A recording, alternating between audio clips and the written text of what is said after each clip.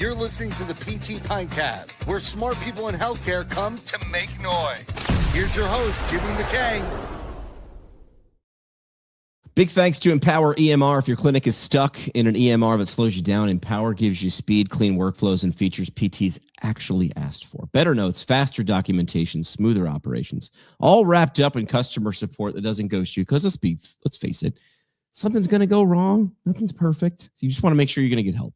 Upgrade your clinic's brain with Empower EMR. And again, we've said this before, transferring over, changing an EMR, it's a big deal. Kick the tires, see what they have. They make transferring easier. EmpowerEMR.com. Now, most of healthcare runs on numbers. Think about it. Blood work, numbers. Imaging, measurements. Cardiology, data down to the millisecond. But when it comes to movement, the thing we claim as our domain, we still say things like, looks better, improving, tolerance increased. Today's guest believes that's not good enough. He runs a referral-based clinical biomechanics lab in Vegas that turns walking, balance, and strength into objective numbers, the kind that make clinical skill visible outside the treatment room. He says PTs aren't movement experts, not yet. He's building what he calls the Quest diagnostics of human movement. Our guest today, Chanha Hwang. Chanha, welcome to the show. We've talked about you before, but now you're here.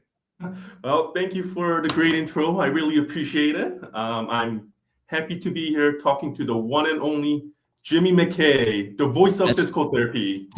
Well, it sure shouldn't be the face, but let's dig in. I love bold statements. And you are a physical therapist. I want to make sure the audience understands. Yes, I am. I am a physical therapist. This is why you can take shots, because when you are one of us, you can say things, which is good. So I love bold statements, and I'm going to give you a chance to sort of explain what that means. You say PTs aren't movement experts yet. I love bold statements. What do you mean by that?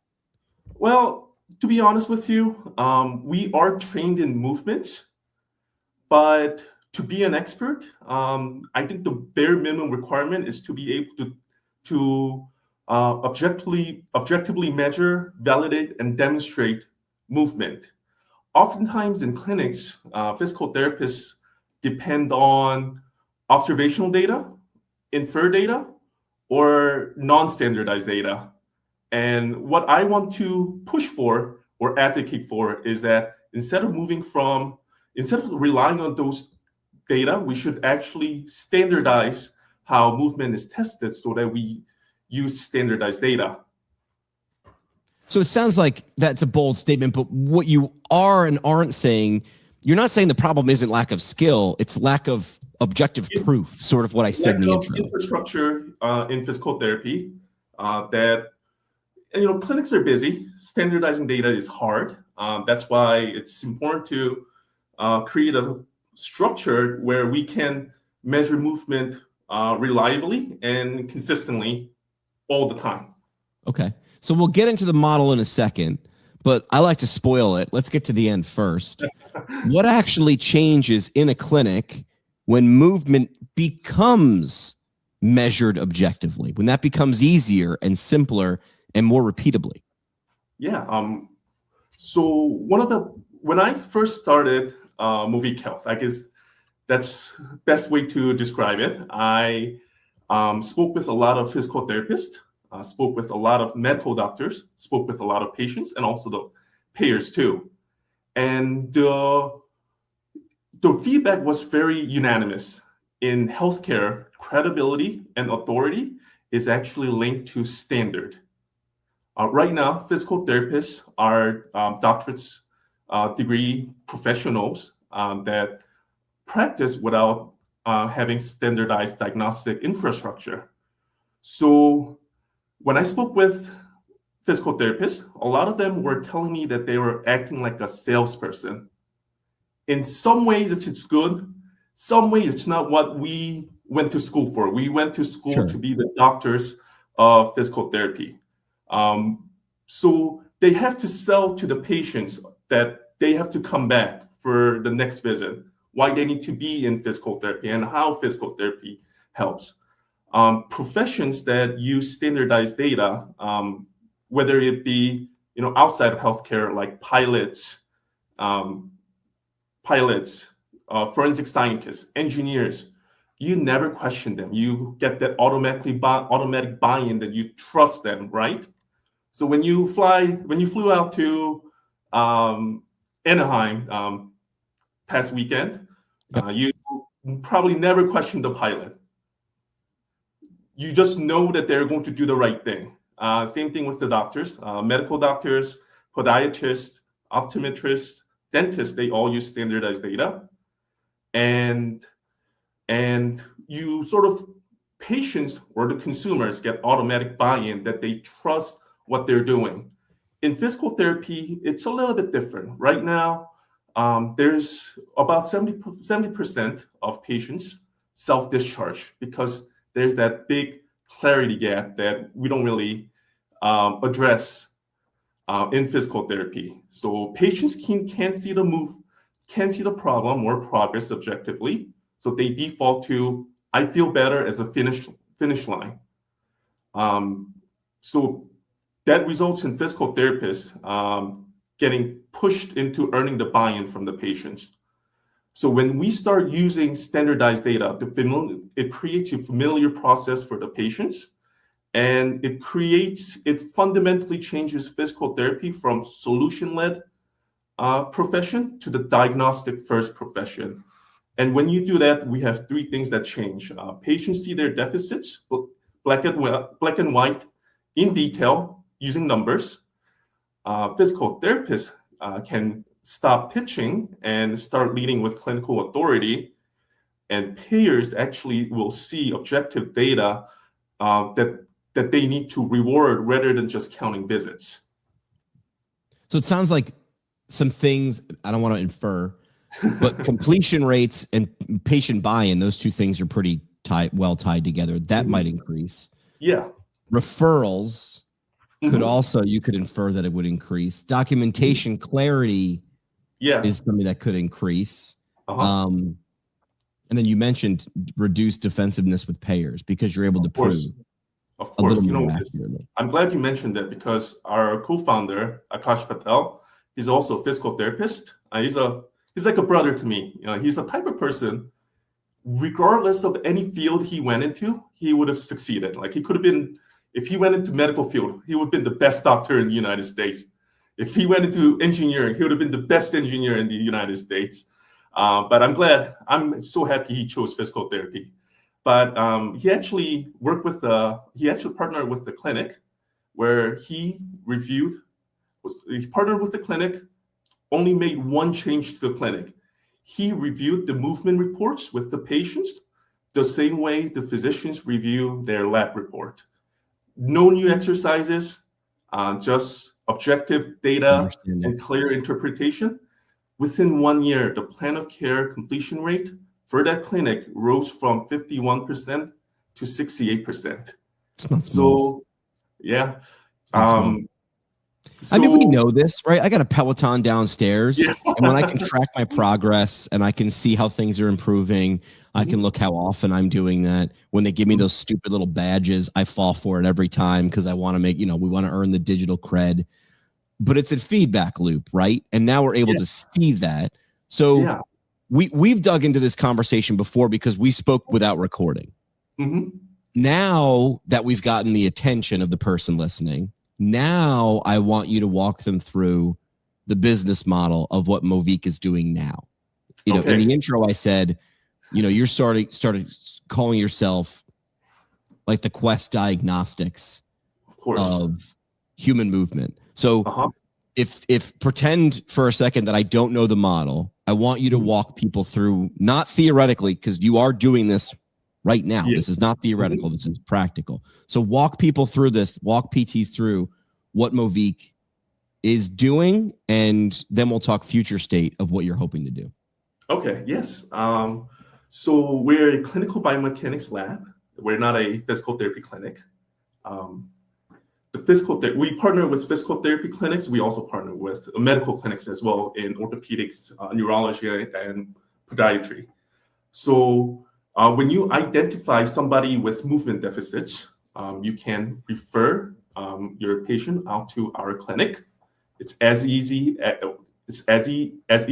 filling out a form on our online dashboard. And just like Quest Diagnostics, we coordinate scheduling and we coordinate testing with the patient. They come in, they get tested using 3D motion capture, force plate, and balance plate.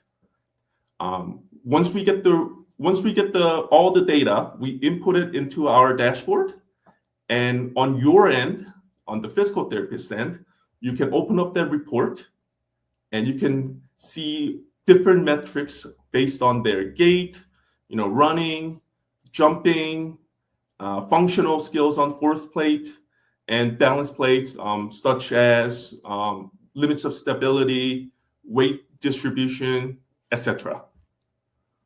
And you can use that report. You can speak with the clients. Here's the report. Each report contains the results, the clinical interpretation, what that metric means, and the reference, and whether it's within reference or out of reference. So that's like the blood test. Yeah. Right. So you're set up in Vegas, and your model is, and I'm going to say it, and you correct me where I'm wrong. Mm-hmm. I'll give it a good first draft.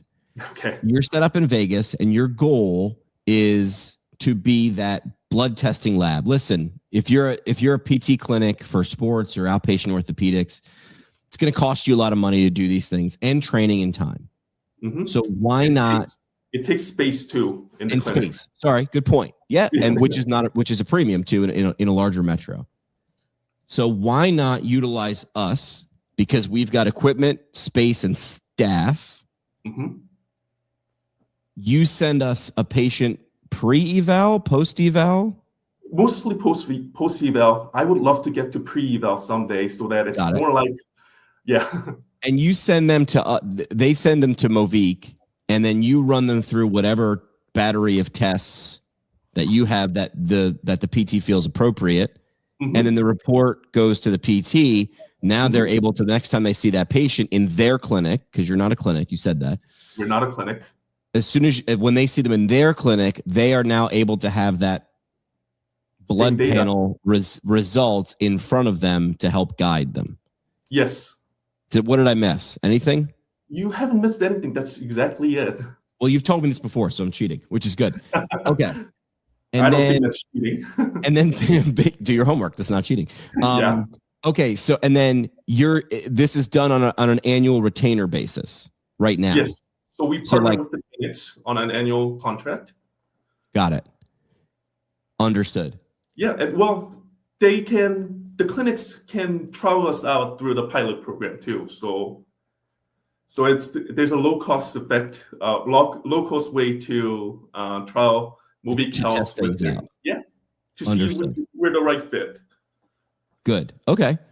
So why has physical therapy sort of tolerated subjective measurement, for lack of a better term, when we ask people how it feels, right? Why has our profession tolerated subjective measurement for so long? Why is this, how is this still okay? Well, to be honest with you, it's just my speculation, but standardizing data in clinic is very, very difficult. Right. I think the biggest example that most of us use in outpatient clinic is 5 times sit to stand. The proper way to do 5 times sit to stand is to ensure that the chair height is between 16 and 17 inches. Mm-hmm. The chair cannot be anchored to the floor or the wall. And that's where sort of there's the variation of it. And when I was working as a clinician, I actually met with an retired internal medicine physician. Okay. I was taking her blood pressure, and I actually did it the way everyone does it, just arm hanging down, legs slightly off the floor, feet slightly off the floor. And she was pointing out to me, Chanha, the way you're doing it is invalid. I won't take your results for it. And that's when I sort of learned that standardizing how we measure is very, very important, not just for patients, but also our referral partners who are mostly physicians. Understood. All right. Quick break. Thanks to US Physical Therapy. You didn't start your clinic to sell it off. You built it to last. At US Physical Therapy, they help clinic owners stay local, stay in control, and grow with confidence. They're not private equity firm. They're physical therapists helping physical therapists grow. Visit them online at usph.com. That's usphpartnerships.com. And I do also want to say thanks. This episode brought to you by one of our nonprofit partners, Team Gleason, supporting people living with ALS with access to care, mobility, and independence. If you want to support a cause that aligns directly with function and dignity, you check out teamgleason.org. All right, let me ask this. Why is standardized diagnostic infrastructure in physical therapy? Why is it needed? Is it needed? Where is it needed? Like, answer those. Yeah, of course. I think that's actually the most common question that I get. Among physical therapists, the biggest pushback is everyone moves differently. Right. And I agree, everyone moves differently. And that isn't actually an argument against standardization. It is actually the strongest reason for standardization. We don't say every heart rhythm is different, so ECGs are useless. We say it the other way. Because every heart is different, we need a consistent way to measure it using ECGs. The goal of standardized diagnostic infrastructure isn't to standardize the output or to make everyone move the same. It's to standardize the input, the way testing is done, because standardization controls for variability amongst humans, and it creates a shared baseline that all physical therapists can use. So right now in physical therapy, hypothetically speaking, it's not a possibility, but it's hypothetical. Two people, same age, same demographics, same left knee pain, can go into two different physical therapy clinics and walk out with different tests being done to them, different baselines established, and there's a possibility of different treatment plan or plan of care. For physical therapists like us, we like to call that individualized care. But at a higher level, at like a payer's level, they call that variability. If two people with the same diagnosis walk into physical therapy clinics, ideally they should be tested the same way. But it's not. And that creates the noise in whether the patient made true improvement or not. And the second reason for the importance of standardizing diagnostic infrastructure is that standardized data is the universal language of high-stake decision-making in any professions. So, as I mentioned, professions that we trust with our lives, pilots, engineers, forensic scientists, they rely on objective, standardized data because the stakes are too high for human error.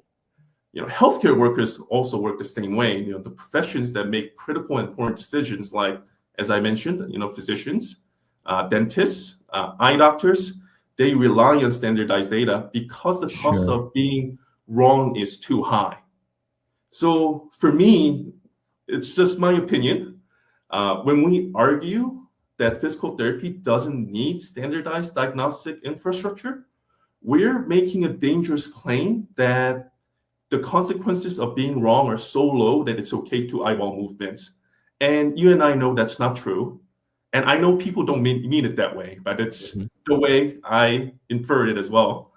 Movement is a vital sign. It dictates independence, fall risk, chronic disease trajectory, return to work or activities of daily living.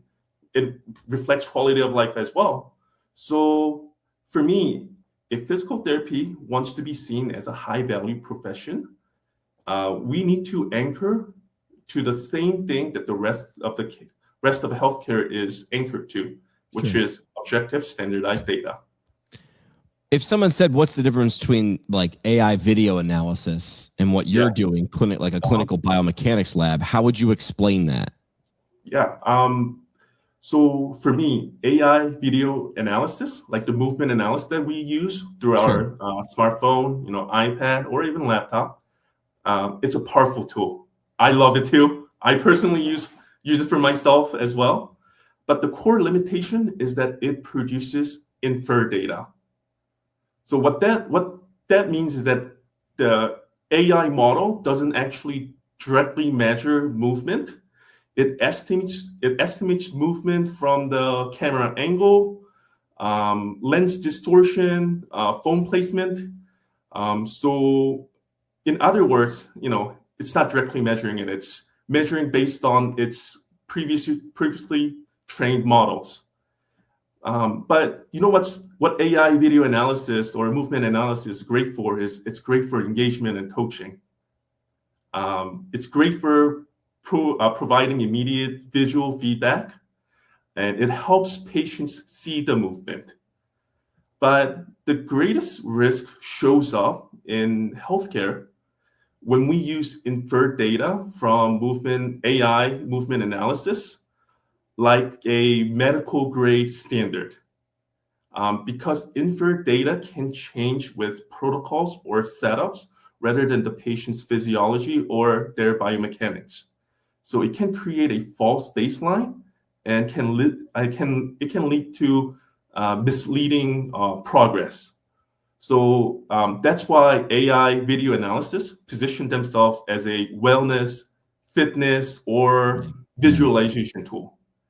Moviq Health, yeah, go for it. Go ahead, keep going.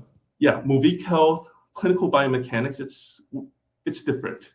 It's a completely different tool that's used for different purposes. So we produce standardized data. The testing is completed in a controlled condition using the same equipment, same instruction, same tool under same scoring system. So we remove the noise so that the baseline and the follow-up is a true apple-to-apple measurement. And that difference is really everything. And that's what separates AI video analysis and Moviq Health or Clinical Biomechanics Lab. Both can coexist. I don't think it's one or the other issue. Right. It can't be. Yeah, the best clinics in Las Vegas actually use both. So they use us to establish true baseline and true progress, and they use video analysis for in the moment coaching. So, does the profession need comprehensive testing like this? I mean, you're in Vegas now. I imagine this. The goal is to spread to other major cities and then see how this goes. But someone asked on our live stream, does the profession need comprehensive testing like this? Where do we need our Quest diagnostics of movement? Well, I'm going to say yes. Yes. I think it is very important. The reason being is that in every other branch of healthcare, comprehensive diagnostic testing is sort of like the non-negotiable bare minimum standard of care. It explains the mechanism, quantifies severity, and create a true baseline, objective standardized baseline that they can track over time. In physical therapy clinics, most of what we use for evaluation is fast, low-cost, minimal equipment tests that produce binary results, or it's graded on a subjective scale. So the output is mostly observational data, inferred data, or non-standardized data. So, and another thing for me is if a patient can perform your test at home with a chair and a stopwatch, it's a screen, not a diagnostic. It lacks clinical authority and was never meant to carry the weight of clinical prescription. It was designed to triage more than to explain why, and why is everything behind your plan of care. For me, physical therapy needs standardized diagnostic infrastructure or comprehensive testing not to replace clinical judgments, but to strengthen it. We need something that we can anchor, that we own in physical therapy, so that people appreciate physical therapists for what they do. Understood. So, all right. So to the clinic owners listening right now, because that's who you want to talk to, right? That's the audiences that you're serving now and want to continue to serve. Mm-hmm. If you're a clinic owner listening right now, what's their first practical step? Like what would you have people, what's the goal? What would you want them to do or know? Can you rephrase the question again one more time? So I guess if a clinic owner is out there and they're in the Vegas area, mm-hmm. you want them to test drive, right? You want them to come in there and take a look. Mm-hmm. But if someone isn't in the Las Vegas area, what's their first practical step? I think they should try to use standardized data, practice using standardized data as much as they can. I think I would love for all clinics to invest in technology. I think physical therapy should move on from visual or manual to more towards technology-driven healthcare, and really test out the equipment that we're using. Run DNA, my favorite company. Vault, probably my second favorite company out there. Balance tracking system is great for tracking balance, and I think they should try all these companies out, reach out to the companies and find out more about what they do. Yeah. All right. Is there anything I didn't ask that you wanted me to dig into? Or anything that you think because you're answering frequently asked questions when you're doing outreach to clinics, right? Is there anything that you typically get asked that I didn't give you a chance to share? They usually ask how difficult this is, like in a sense that most physical therapists are not trained in biomechanics as extensively as we think we are. Even when I went to school, I had a great professor, but for biomechanics, we're learning F equals MA and those formulas. So the biggest concern is that for clinic owners, that they won't know how to interpret these results. So it's all in the report. That's the easiest way to say it. It's pretty much reading through the report and going into details with the clients or patients, one-on-one. And you can go on our website and download the sample report that you get, and it gives you a pretty good explanation. And most physical therapists, we're very smart, and they really have no issues with it. But that's their biggest concern. Sure. We'll share the website in the show notes, but moviqhealth.com. Mm-hmm. Are you ready for your parting shot? Yes, I am. Let's do the parting shot. This is the parting shot. One last mic drop moment. No pressure. Just your legacy on the line. Thanks to Sarah Health, the remote care platform helping clinics boost revenue without having to add staff. Sarah automates daily patient check-ins via text, which means no app, no logins, just better outcomes. A simple way to meet RTM requirements, improve follow-through, and actually get reimbursed for care between visits. Easy to set up, simple to use, and patients love it. SarahHealth.com. That's SARA Health.com. All right, your parting shot, Chanha. What do you got for me? All right. Every innovation in a profession does one of the two things. It either raises the ceiling or it raises the floor. So raising the ceiling is about expanding what's possible. It's the new technology, new product. It's exciting. It's impressive. Even I love new technology coming out in physical therapy. But raising the floor is different. When you raise the floor, you elevate the minimum standard of care. It's about reducing variability and ensuring that a patient gets high value service regardless of which clinic they're in. It's probably not as fun, not as exciting for most people. The space between the floor and the ceiling is the variability. It's how different we are from one or the other. Every physical therapist starts on the floor. but only an elite few will ever reach the ceiling. And I can think of great names: Jimmy McKay, Tony, Dave, my co-founder, Akash Patel. They all reached the ceiling already, but most of us are unfortunately down here at the floor. A profession isn't defined by its ceiling, it's defined by its floor. And right now, when I see physical therapy, we have a very, very high ceiling. So some practice as at the level of physicians. We also have very, very low floor. So some people act as more as a personal trainer or glorified personal trainer with quotation, or coaches. If we want to build a skyscraper, you don't build a skyscraper only by raising the ceiling. You have to build the floors. You have to create the infrastructure that everyone stands on.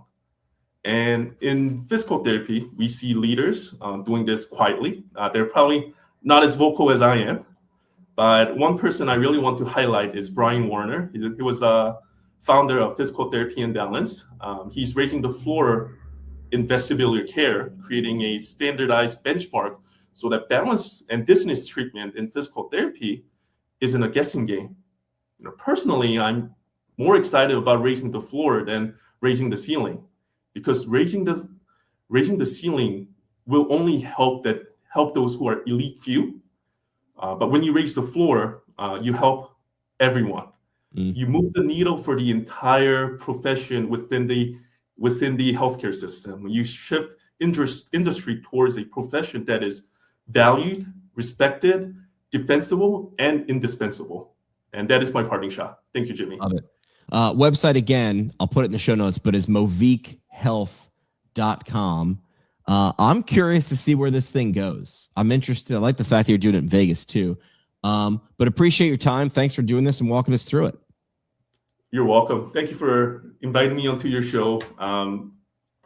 Sometimes being in this new field, it makes me feel like I'm like a chihuahua barking at lions right now, but I feel like I roar today. So thank you for the platform, and thank you for giving small people like us a platform to talk on. Appreciate it, John. Well, thanks for the time, man. You're welcome. That's it for this one, but we're just getting warmed up. Smash follow, send it to a friend, or crank up the next episode. Want to go deeper? Hit us at pgpintcast.com or find us on YouTube and socials at pgpintcast. And legally, none of this was advice. It's for entertainment purposes only. See, Keith, we read the script.